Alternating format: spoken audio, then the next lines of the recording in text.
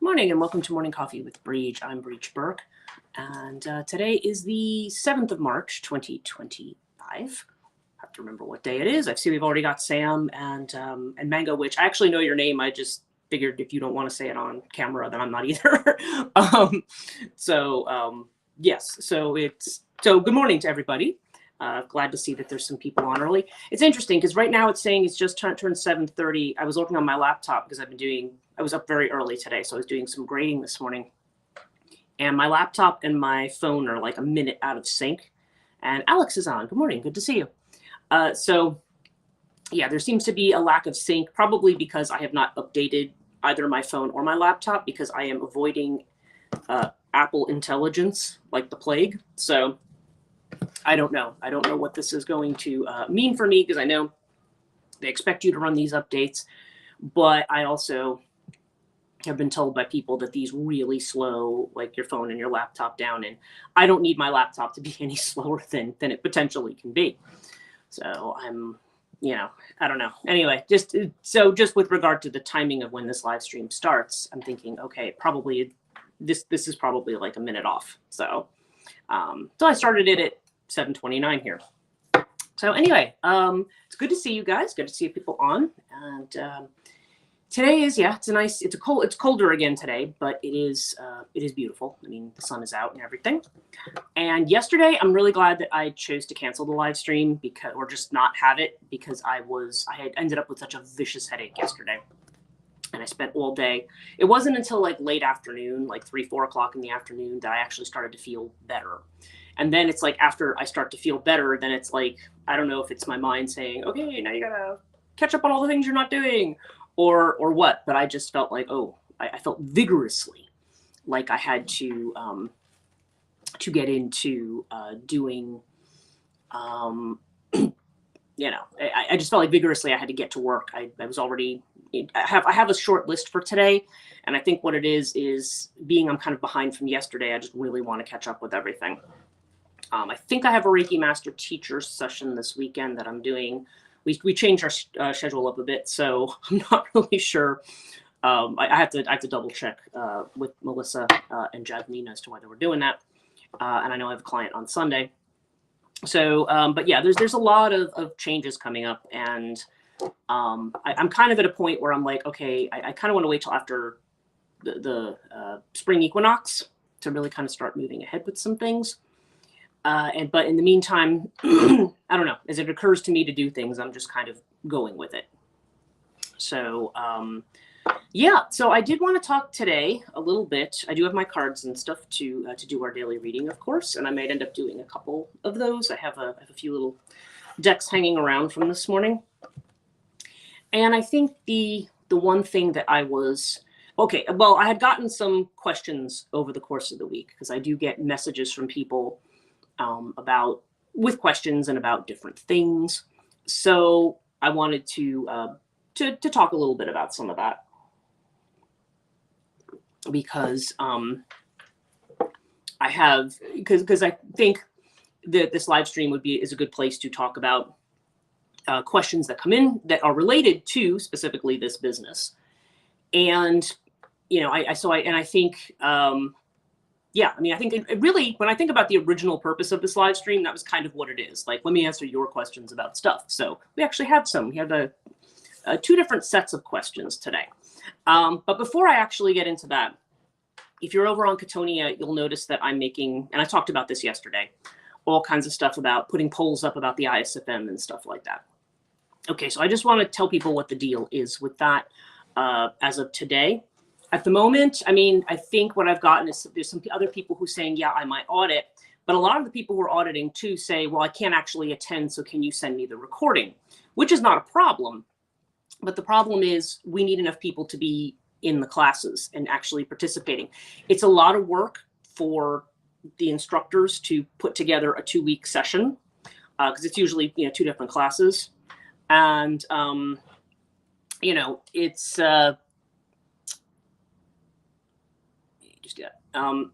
So yeah, I have actually I have Mango Witch on today. I'm doing this and I'm like, I don't need to do this today. She's here. So it's So anyway, yeah, it's just that I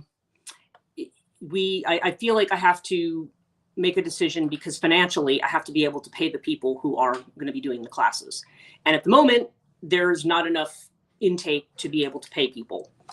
And so I'm kind of like, I don't, as much as I love the ISFM, I'm kind of saying, okay, if I don't get enough people by today, it is something that I'm going to drop for the semester. Now, the problem is dropping it for the semester probably means dropping it for a year, because we all know what's going on in the fall for me right now. And there's going to be a massive life change and a move.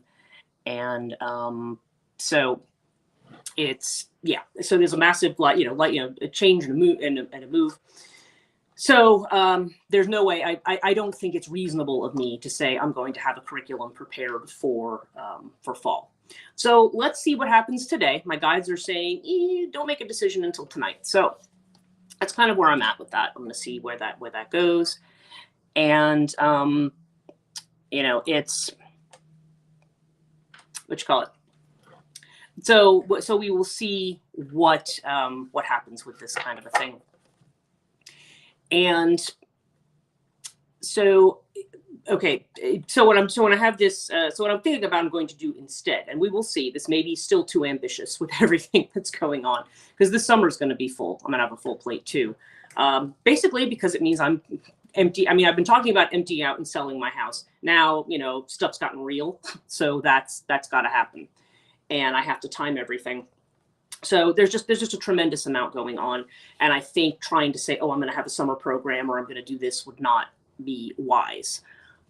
So I'm still going to probably have classes, and I'm still going to do workshops and things like that. But we'll see. I mean, I could be saying all this and tomorrow enough people could jump in and we're going to hold it and it'll be fine. But Kate in particular, being she's the first one on, she's like, it's a lot of prep work for me. And if there's not going to be enough people to do it, she says, I don't know, I want to make sure that, because I would feel very badly to do this. And then it's like, oh, it's just the one person who's taken it before, or it's this, I want something to, I want it to be worthwhile for the people who are showing up. And of course, for the effort that she's putting into it. And again, yeah, financially, if it means I'm going to be out having to pay everybody and there's just not enough people who can physically make it, it may, like I said, if it doesn't work out this term, it may be just a time to regroup and look at this first year and say, okay, what needs to be done differently here. Part of it probably is that I need to actually spend more time going out doing stuff, that I actually need to spend time, that I need to actually go out and promote the school, physically go places and make presentations and do things like that. And that would probably improve. Now, I know I was on Joanne's podcast, but that was back in January. And that was before I even had a chance to really finalize the schedule and get things up. So if people were interested then they would come back and be like, oh, oh, there's nothing there right now. And then you forget about it, right? So I don't know. So we will see. I just figure if it doesn't work out, then for this term, then I will just cancel. Like I said, I think there's only one person who started paying, and we've already talked about how that would be paid back or how it would be incorporated into other things that are being paid for by them. So, yeah, so we will see where everything goes with that. But I did want to mention that, and that is the reason I'm sorry if I'm inundating people on Katonia with polls and with stuff like that, but I really do need to know pretty much by the end of today or by tomorrow morning.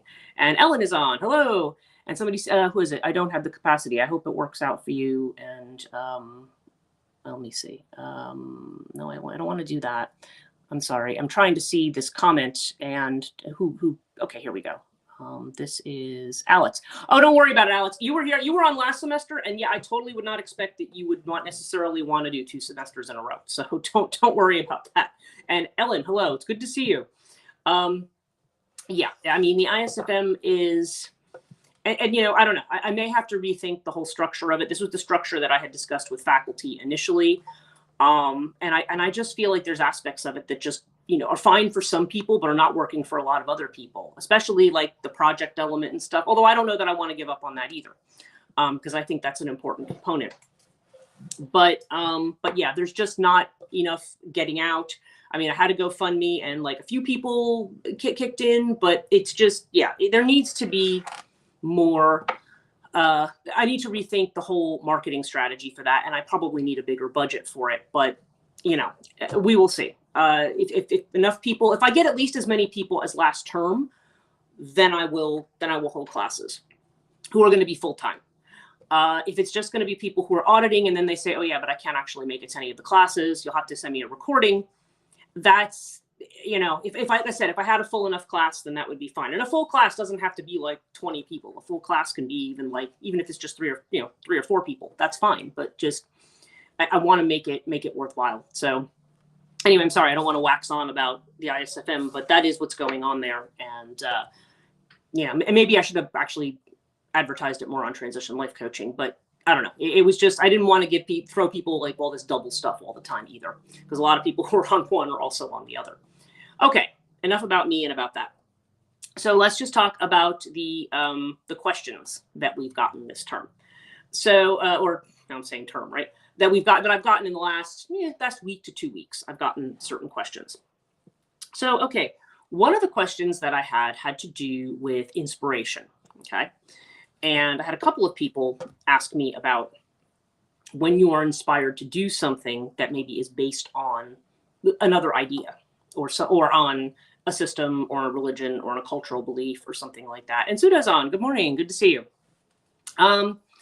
So maybe there is, so if you have an inspiration, sometimes there's some concern about, okay, I'll try to back up and speak to this a little bit from the point of view of the Morrigan work that I've done. Okay. Because I've written several books on this Morrigan character who's not, and then I have to tell people she's the Morrigan, but she's not, which is kind of hard to tell people.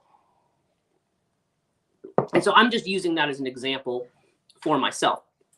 I mean, the people who have asked me the questions are asking about it, not different characterizations. Some of it has to do with writing, some has to do with art, it's just different things.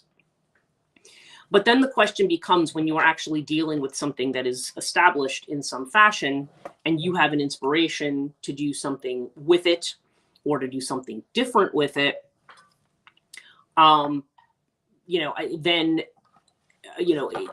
you're going to do something different with it, then is that, there's kind of like a conflict there. It's almost like how, first, okay, there's the question of cultural appropriation, right? That's the first question. Is this something where I am, if this is something established in another culture and I do my own version of this, is this cultural appropriation? The second kind of part of that question had more to do with, if I want to write something fictional and yet historical, then, how do those two things come together? And I don't know. I think more generally, I think when we're inspired by something, first of all, I think everything that we're inspired by has a basis in something. It's very rare because oftentimes let me back up and say, I think that inspiration is often a rediscovery of something.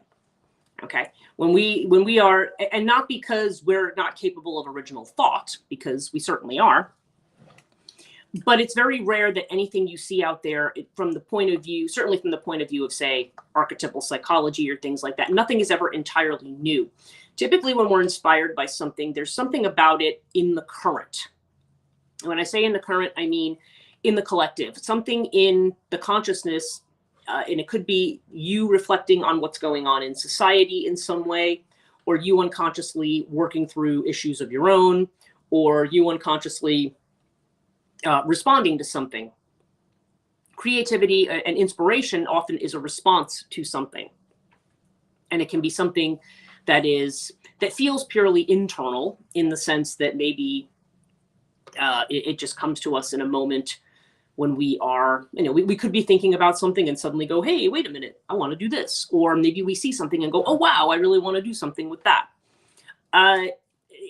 You have to remember that when we are drawn or inspired by something, it's something that inspires our passion. Okay, so we have an interest in it. It's something we want to do. It's not like we look at it and go, well, like, I guess maybe I could do this. It's something we're actually inspired by. And typically when we're talking about our creative work, whether you're doing that professionally or whether you're just doing it, I don't know, for yourself, whether it's something you plan to share publicly or not. I think especially if there's any intention on going public with something, there's the worry that you are staying within whatever the social rules or the social boundaries are of that inspiration. Now going back to the Morrigan stuff. This is an interesting thing I kind of ran into. I can't say it's ever been a problem, but then again, I don't know. If the Morrigan books I'd written were like wildly successful and big bestsellers, I'm sure it would become a major issue for people. But you know, right now it's like I do have an audience. Like I said, everything kind of is a small audience, and that's fine with me. But but the Morrigan books, there are people out there, and that's a really touchy one, because there are some people who are just very gatekeeperish about the Morrigan in particular. They kind of have this thing of like, no, if you're not born in Ireland and you don't live here and you're not this and you're not that, then you have no business talking about the Morrigan. You don't know what you're talking about. Yeah, there are people who are like this. And unless you are a scholar who has either lived there or is just very fully embedded, and there are some major Morrigan scholars out there. You know, Morgan Daimler's one, Laura O'Brien's another one. And I'm sure there's a few others I'm just not thinking of off the top of my head. Morgan's the one who I usually think of. And that's fine. I mean, they're there to be dealing with the Morrigan. They're trying to deal with her in a ritualistic context as well. But like I've often said, I consider myself a vehicle, not a worshiper. That for whatever reason, and some of that probably has to do with my internal psychology, and some of it probably has to do with, who knows, right? Something else. But when I wrote the stories, I mean, the stories are not meant to be. They're expressing the personality that has inspired me. When you're inspired by something, it's almost like that inspiration is kind of considered to be almost a kind of possession. And I'm using that in air quotes here, or inverted commas, whatever you want to call it. That when we're inspired by something, it's almost like it takes us over and we feel compelled to do something with it. And when that happens, I think what happens is that then the mind comes in. It's the mind social thing again. They're going to come in and try to police it and say, oh yeah, you can be inspired by this, but you have to stay within these lines and these parameters, or you must do it in this way because people will think this or people will think that. And the thing is, ultimately, I feel inspiration is just something you have to go with. You have to go in a direction with it. And even if you're doing something like, okay, if I'm just going to use writing as an example, sometimes you may spend a long time writing something and then later on go, you know what, this isn't fitting into what I'm doing. But you may find that pieces of it work, or that it works as a separate thing on its own. I have found, like with writing, like I said, with the Morrigan stuff, I found that story like went out all over the place. Morrigan timelines ended up being kind of a compromise, where I kind of tried to put things on two different versions on two timelines, kind of, and I don't know. Some people say it's great. Other people, I don't know. I mean, I'm too close to it to really. I'm close enough to it to want to be critical of it. Let's put it that way.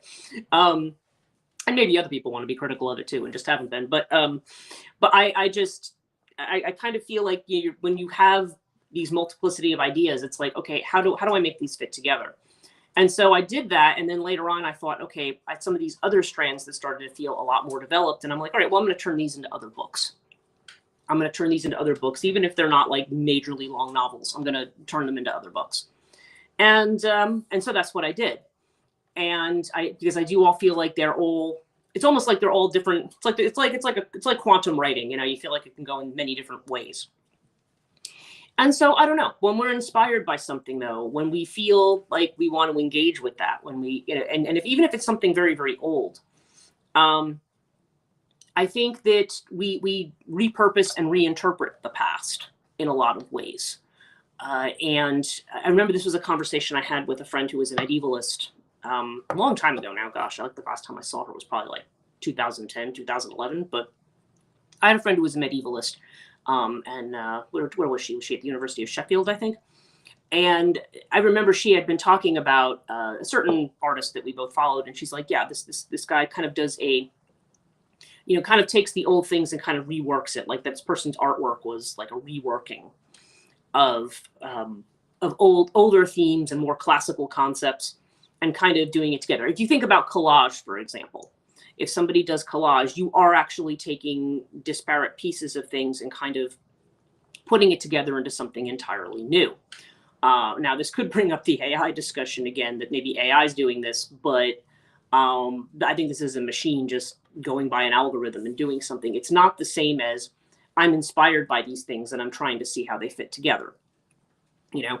But the other thing that I've often said, though, is especially when it comes to mythical content or what you might call religious content, or, you know, however you want to look at that terminology, or magical content, whatever it is, I think this is this is a storehouse of themes, because human psychology to some degree doesn't change. As human beings, we always have something that's going on that is that probably okay. The reason that sometimes we write certain things and other people say, "Oh yes, I really read this and really enjoyed it," is because there's something in that experience that relates to their experience. Okay, and human experience, if you really think about archetypal psychology, there are a lot of themes that archetypes are, they're called constellations. So just like the constellations you see in the sky, they're made up of like little stars, like different ideas that come together to make a single picture, right? That's what's known as an archetype constellation. And when it constellates, it basically means that this idea that is unseen suddenly starts to make a picture in your head. Okay, it's not it comes into view of your conscious mind, and you're like, oh, you see this picture, and because there's something in it that's so compelling, something that's so intimately connected to the soul, you feel you have to do something with it. And honestly, I always feel that dealing with that creatively is better than trying to deal with it by I don't know. There's many psychotic methods people can have dealt with it too. I mean, a lot of what we think of as certain types of neurotic behavior, if you encounter an archetype and you deal with it in a different kind of obsessive way, that may not be healthy. But saying, okay, I have this material and I need to sit down and write about it, or I need to paint it, or I need to do this and that, I think that, to me, that kind of external expression of whatever's going on is a much better way to handle it than just to try to like keep it in your head and figure it out. Like it's good. I always feel like it's good. The creativity is good for letting that flow, letting that process flow, and letting us reflect it back in something that we're doing. And then, of course, if other people potentially look at what we're doing and say, oh, this looks like this, and this, it might give us a whole nother angle on, oh, I hadn't really thought about this. And, so this is, creativity, and then sharing creativity is all about having conversations around things. And when we're drawn, like in images, if we're not talking about writing, we can be drawn in image or art of all kinds. We can be drawn to it. There could be just something in it, whether it's aesthetically, whether it's, we consider it beautiful or not, or whether we consider it, something else, something that we're absolutely drawn to. And when we're drawn to it, there's just something in it that expresses something in our soul. And Suda's saying the cathartic nature. It can be cathartic, yes, because catharsis often has to do with when we're troubled by something, or there's a conflict and we're able to see it. Like I think it was Aristotle who used to use that word before drama, like Greek drama. The idea was that it was cathartic. You watched these things play out on stage, and they spoke to something in your soul, right? Or they help relieve something, because catharsis is this idea that somehow you can release through art. So yes, catharsis is definitely a component of that. But I think too, it can also just be, I was talking to somebody the other day about the dance of the soul. The soul, if the soul is going to dance, then it wants to dance with ideas. And sometimes this means doing something. Now, again, from a practical, professional standpoint, they may or may not work out the way that we think it does, but it kind of doesn't matter. It's almost like I think Ellen and I will frequently have this conversation about singing, because I say I have a terrible singing voice, because as people know, because I have the frequent coughing and stuff, I always feel like I don't, and then, with the surgeries that I've had and stuff, I don't, in my nose, I don't feel like I have a singing voice. I used to have one, and I feel like I hear my singing voice now, it's just like, ooh, but Ellen's kind of has this thing. Literally all my artwork is like this, so relevant to me right now. Yes, exactly. Well, yeah, Ellen, you're actually a really good example of this, because you are somebody who, as you're working through certain processes, you start painting and drawing and writing poetry and doing stuff, so I think that's just really, I think that's really great. I think that's a really good way to work through things. rather than letting our thoughts take it over too much. Because then we sit down and we bounce it around in our head like a ping pong ball in a clothes dryer, and in the end we're just frustrated and drained by our own thoughts. Creativity gives you a chance to get it out there in the world, and allows you to kind of almost use it as a mirror. Like you can kind of look back at it and say, okay, what is this saying about where I'm at or about what I'm doing? It's a good therapeutic tool, certainly. And I think, yeah, so I don't know. So I feel like, but even if you're working in art and you're working in image, and hello, I have a little box elder bug that just kind of flew in front of me. He's kind of hanging out. They're definitely, well, there's been one or two hanging out all winter. Now they're probably coming out again now that spring is coming. But it's just kind of, I think even when we're working in image and so forth, and not necessarily in word, some connections can't be expressed in words, some things can't, we can try, but sometimes it needs to be expressed through an art object, or it needs to be expressed through some kind of a drawing. And so I always say to people, like, if you're inspired, like, just flow with it. Don't just flow with it, and don't, we do some steering in terms of the output, but sometimes you just need to do the output. And later on, you can go back and say, oh, I'm going to polish this up. I'm going to clean it up. I'm going to do, or rework it, or, okay, I had that inspiration, but now I've had a different one and I'm thinking about it differently, and I think it would work better this way. You're always free to do that. I think sometimes I think about my students where it's just that, they're going to write the first draft like the night before, and then that's going to be it. That's the thing that's done. And sometimes things work out that way. Sometimes you do stuff and it's, the first time you do it, you're just like, wow, that was perfect. It's exactly the way I wanted it. But oftentimes it's not. It's like we get an idea down on paper, and then or on, draw it or whatever it is that you do. And then we think, oh, I could change this, or I could change that. So again, it's all, I think people need to be free to not only just put it out there as it is, but also feel free to change it. Not like, okay, I've just put it out this way, so it is untouchable. Or even if it's something you don't feel like putting the work into right away, it's just like, okay, well, it's here, and I can go back and I can look at it later. And sometimes that's a good thing to do too. You look at it with fresh eyes, and then you think about it a little differently too. Well, I never saw it from the professor's perspective. Yeah. Well, it's interesting. Yeah. You have the people. Yeah. Well, yeah, there's a lot of people who do it, and I've done it too. What is it? The people stay up all night drinking Red Bull, and then they actually, the paper goes in the morning. We know these people because they would show up in the library an hour before it was due and go, yeah, the professor says I need 5 sources for this. And then the librarian's going, okay, well, then let's sit down and go through things. And they're like, no, I wrote the paper. I just need 5 sources. And we're like, that's not how you write a paper.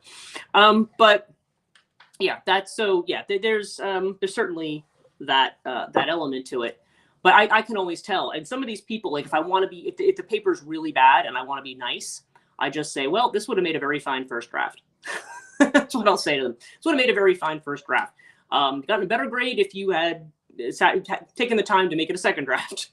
So, that's just kind of trying to be a nice way to not tell people, especially if it's like a mishmash of things. I'm like, okay, I don't know what you're trying to say here, because I grade people on whether or not they can communicate clearly. I realize not everybody's always going to communicate perfectly. And you're laughing over here. So yeah, I just feel like, yeah, so that's just it. I'm just trying to be nice about it. But I think also we have to remember too, we live in a society now that thinks that we have to do things fast and that we have to do it perfectly. And you're not going to do things perfectly or the first time all the time. And as you're learning to do something, probably the first things you do, you're going to look back later and go, well, that kind of sucked. But, but that's fine. I mean, you have to go through the suckage, so to speak, in order to get to the good stuff. You have to be able to at least start somewhere. But if you start off right away by being uber critical and being like, I know people who write like this. They'll write a chapter and they go, oh, I can't go any further until I verified every detail and made it as realistic as possible. And I'm like, you're never going to write this thing. You're just never going to get it done because you are too concerned about the end of, you're putting the cart before the horse. Let's get cliche here. I use that cliche a lot these days, but you're basically trying to get to the end product before you've had a chance to work with the raw material. It would be like taking clay and trying to sculpt. And as you're starting to sculpt, like 5 minutes are going in, I'm like, well, I don't have a finished sculpture yet. So that's it. I'm done. I can't do it, or I'm going to leave it like this. Like, it takes time. It takes time, and you may work with it, and then you may not like what you did, and you may put it down and start all over again. There's no guarantee that everything's going to be perfect the first time. A lot of times maybe we see things, or I don't know, you can watch things, you watch programs where people like show you how they do it, and oh look how perfectly they did it the first time. And everybody feels that. Things often have to be kind of worked out and worked through. And I think about it's my beef that I have with modern music. People don't have to know how to sing. We'll just use the software to fix your voice so that you sound like you can sing.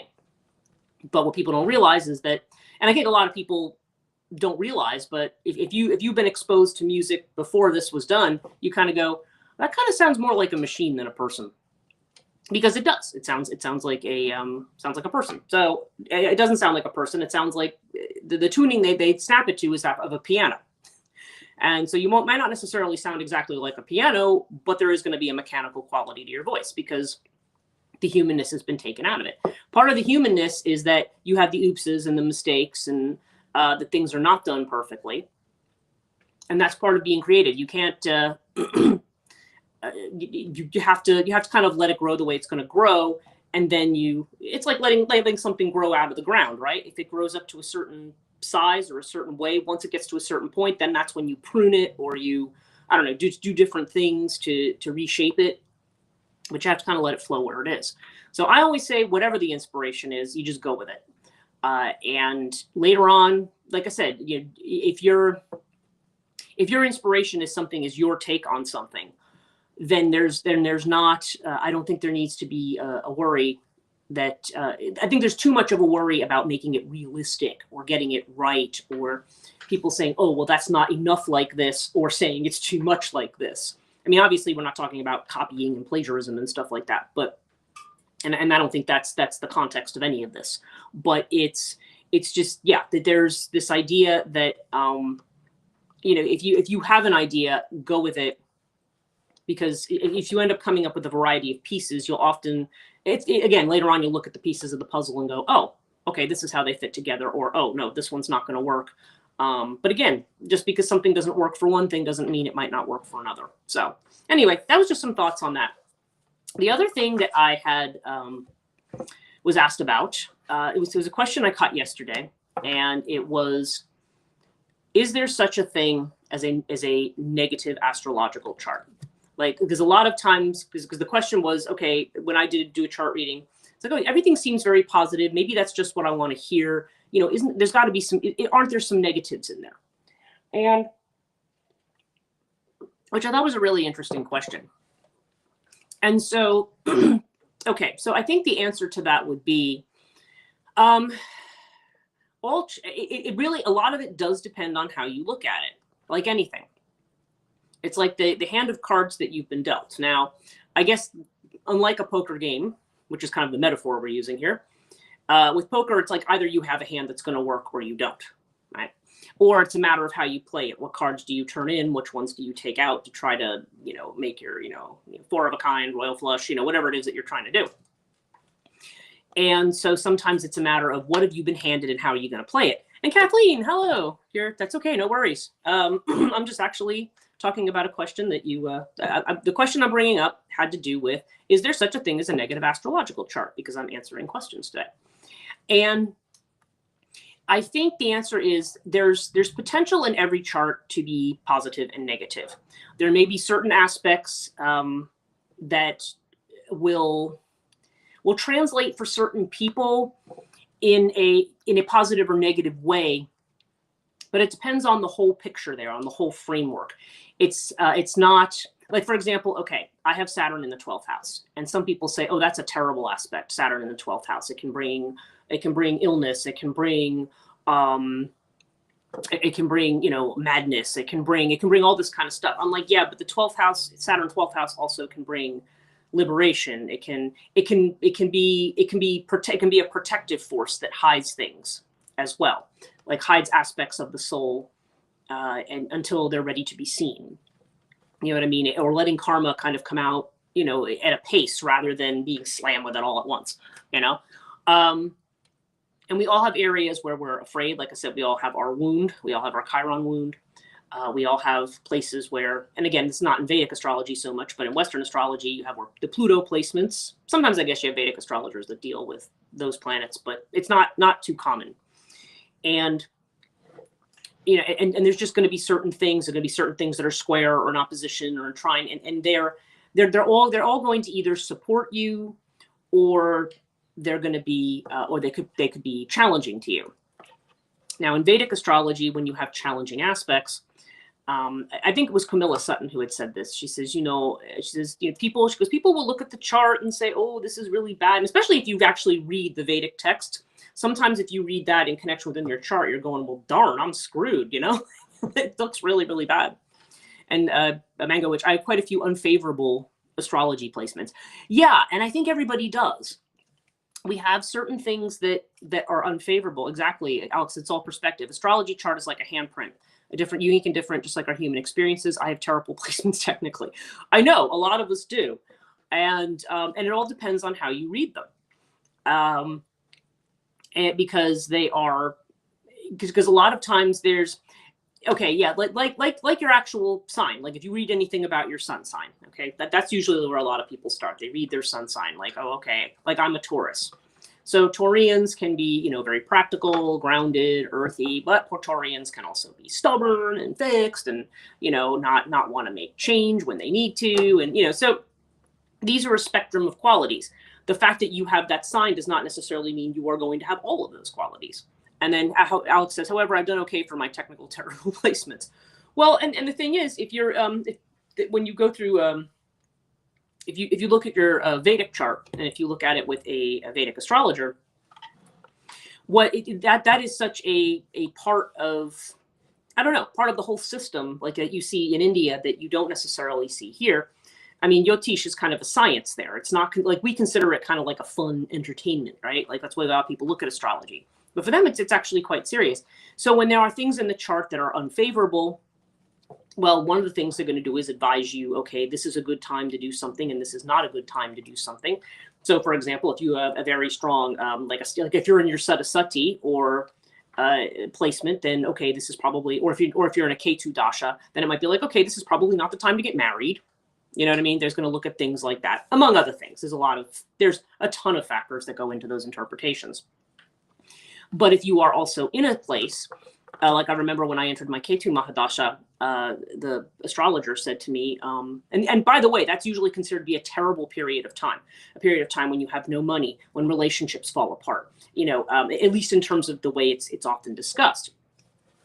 But I remember Prasannan saying to me, well, you know, have Ketu Puja said, you know, and that's the way that is one of the remedies that you will see, is having a puja said to that particular graha or planetary deity to kind of mitigate the effects. And then there's other things you can do, like him telling me to adopt a black cat. You know, there were certain things that, and again, this is all according to the tradition as to what mitigates those influences. But what's interesting is that my Ketu phase was probably one of the best phases of my life. And Alistair, oh, hello, Alistair. Deity work can also help mitigate the negative aspect. Yes, exactly. So if you're not necessarily working within that system, yes, and that is actually a very good use of those energies to kind of help you, you know, how negotiate those kinds of things in your chart. And I think that there's different things that you can do to mitigate those influences in your chart. But I was going to say that my K2 phase, which is supposed to be one of the worst phases of my life, was probably the absolute best period of my life so far. It was so good because K2 is also about liberation. It's about freedom. And it was like I was free of a terrible marriage at that point.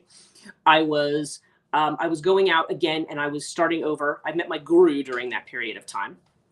And I think, as I explained, that was the first time I ever had an experience of samadhi as well. Of course, those experiences don't last a terribly long time, but it was the first time I finally went, oh, I now get what this is about. And it's not something that you can easily explain to people. But that all happened during my K2 phase. During my K2 phase, I felt like things like I could breathe again, like it was fresh and open. And yes, that was a time when I had just given up all of my possessions and started fresh. And because, like I said, I was getting divorced, I split things up, only had certain things, only had a certain amount of money. And I was actually, that was probably one of the periods when I was the happiest. So, yeah, so people will say, oh, that's negative. That's a negative thing. But what does it mean? It's a matter of what you do with it. There's the old saying, the stars impel, they do not compel. What you make of your life is up to you. That used to be in the newspaper horoscope. Whenever they would post it, that the astrologers, like the astrologer's disclaimer, what you make of your life is up to you. So yeah, again, with anything, how do you how cliche can I be today? How do you make lemonade out of lemons, right? Yeah. How do you? It's that kind of thing. Like, what do you do to?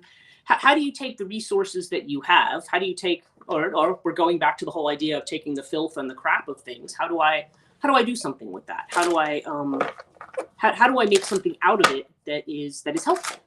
Because I think there's any aspect. For strong Saturn placements, sometimes the good thing about that astrologically is they will say, well, that's a good time to reach out and do service. And Kathleen says, I love that. Thank you. Oh, you're welcome. Yeah, like that might be a good time to be of service to others. And that also can be very, very rewarding. Even though it's not about us and our personal gain so much, but you do have a gain of a different type. You have a gain of community and so forth. So yeah, so I think whether or not something is positive, I don't think anybody, you can look at it. I've never looked at anybody's chart and went, oh, you're effed. I've never done that. I mean, there might be certain things that I think, ooh, that could be a big challenge. And Mango Witch, I'm currently going through my Saturn return. I'm undecided about how I feel about it at the moment. Fair enough. I mean, Saturn return does bring challenges. And again, I think I was saying a lot of times it depends on where you are in life and what you're doing. Because when a Sadasati comes in, which is a Saturn return, then yeah, like then it's all of a sudden like all the challenges and all the blocks and like I have all these plans and Saturn comes in and goes, yeah, but how are you going to make that happen? What's the reality of this? And pathways, doors that are open may feel like they're closed. It's very, but I've often said that when you're younger, I was born into Saturn Mahadasha. Okay. I still think I had a reasonably good childhood, but I was born into Saturn Mahadasha. And so, yeah, so there were certain limitations there perhaps, or certain limitations that end up kind of coming into play. But I think when you have it, I think the way I described it the other day was like, when you're younger, it may feel like the party pooper, like the one who comes in and is, throwing the cold water of, yes, but how are you, how are we going to do this? And you can't just do all this right away. It's going to take some time. You have to think about it, quality over quantity, right? And when we're younger, we have a lot of energy and we're more impatient and it's like, no, I need to do everything and I want to do it now and I want to do it, do it great. And then when you're older, you have more life experience and then you look at Saturn and you go, yeah, and sometimes maybe we don't want to go as fast. So we're like, you know what, that's fine. Let's take our time. So Saturn is not necessarily people's enemy. It can be, but but because sometimes even an expansive phases can be bad too, because we can overreach. We can think, we can kind of a theoretical eyes are bigger than your stomach. You can kind of want to do more than, and then all of a sudden you realize, oh my gosh, maybe I've taken on too much. Like there can be such a thing as too much during those periods of expansion as well. So yeah, it all varies. So yeah, we've got like 2 minutes left, so I better get to our reading. Yeah, our current center card is New Vision, which is the Hanged Man. Okay. And Hanged Man, this is, so New Vision, yeah, seeing things in their heights and in their depths. And that's interesting that we're talking about this because it's being able to see all sides of everything. And it's also, and Hanged Man is often about the way in which we need to sacrifice something, usually a point of view or something that we've been hanging on to that keeps us hung. And sometimes, that sounded weird, didn't it? But also but you also can be feeling that, we can be stuck in a certain place. And I think if we want to break out of being stuck, what this is saying is that, sometimes it means we have to look at it differently, or we have to take a different perspective or do something, in a different way. And the inner feeling of which we are unaware. Okay, we have, this is actually the Queen of Cups, the receptivity card. Okay, so receptivity is, it's like the download card. You are receiving information. The question is, are your theoretical ears open to hear it? And this is probably why we have this push towards intuition, towards the heart space, towards feeling what's going on. And it's funny, we're talking about creativity today, feeling what's going on rather than trying to analyze and plan it so much. I mean, maybe at a point where, and of course we're in Venus retrograde too. Now Venus does have more of an earthy association, but Venus can also have to do with the feelings and the emotions as well, and our, what we value. And again, this is where the heart comes into play. What's going on here? And for a lot of us, this might be something that's very unconscious. Maybe we're not. Gorgeous receptivity card. Yeah, I love this one too. I just think it's really, really pretty. Now our external feeling of which we're aware is the Eight of Wands. Traveling, okay? Eight of Wands, things are moving fast. Things are changing fast. And, it's kind of like it's almost demanding that we get ourselves unstuck. We feel stuck and we know that things are moving and we kind of got to do something. And it's saying what you need to connect to, again, what's in the heart space, what's trying to be expressed through the heart, right? And this means we have our Devil card here, conditioning. You need to find out how you distinguish yourself. If we're going back to the creativity theme, this is the way in which you stand out doing your own thing or being recognized for your own thing, rather than necessarily doing it the way everybody else does it. And again, be aware with creativity that to a certain degree, all ideas in the ether are in the ether and they get re-expressed differently for different times. And that re-expression may be a sense that we need to be revisiting something that perhaps we've forgotten. But I feel like this is about, doing this and not getting too bothered about what the crowd thinks. Okay, doing you without getting what the crowd thinks. And this ultimately, we have the Innocence card, which is the Sun as the outcome. And so this innocence is like, yeah, it's that childlike thinking.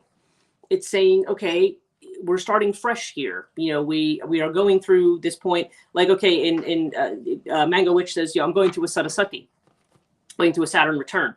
So it may be an opportunity there. Saturn is also the ruler of the golden age. That's the thing as well. So it may be like, okay, how do I go back to, where do I find that golden age in myself? How do I, how do you look at things like a new world with fresh eyes? Like, instead of being like, oh my God, I don't know where the world's going, I don't know what's happening, saying, ooh, this is a new exciting place that I want to explore. It's like the difference in viewpoints.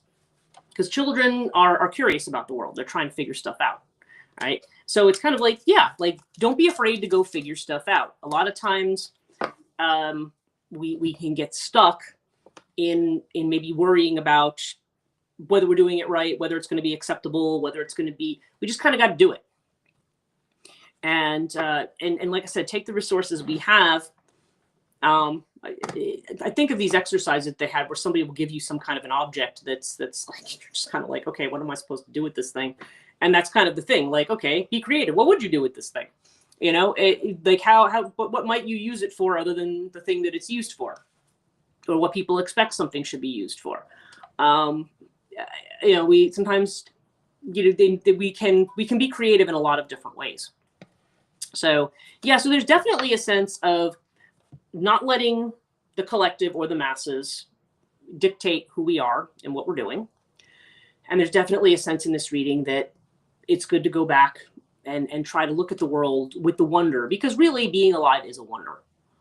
If you really want to step back and look at it from that free perspective, it's like, wow, there's so much potential and possibility, but our mind tends to get hung up on stuff that's about the details of certain things. But even as we're sussing that out, it's like, where let's look at the big picture here. Like, let's look at what the possibilities are, or let's try to think about things in a new way. And sometimes that involves getting out of your comfort zone, reading something new, watching something new, visiting a different place. We expand our horizons for that. And Mega Witch, I really needed this message today. Thank you. Oh, you're welcome. I'm so glad. I'm glad that you're on and you're able to make these in the morning too. And yeah, and I'm glad for everybody who's on today. And I hope that this message was helpful, interesting. If you were late, obviously the recording will be there and you can go back and check it. But yeah, so that's it for me today. I'm going to get on, and I already graded like one whole class and half of another one while I was waiting to get on the live stream. So I'm in top form today. So let's hope that that continues. Anyway, all of you have a great, today's Friday. Wow, it's Friday already. So TGIF. And don't forget to set your clocks back this weekend, although I'm sure we will see each other before then. So have a great day, and I'll see you guys tomorrow. Take care.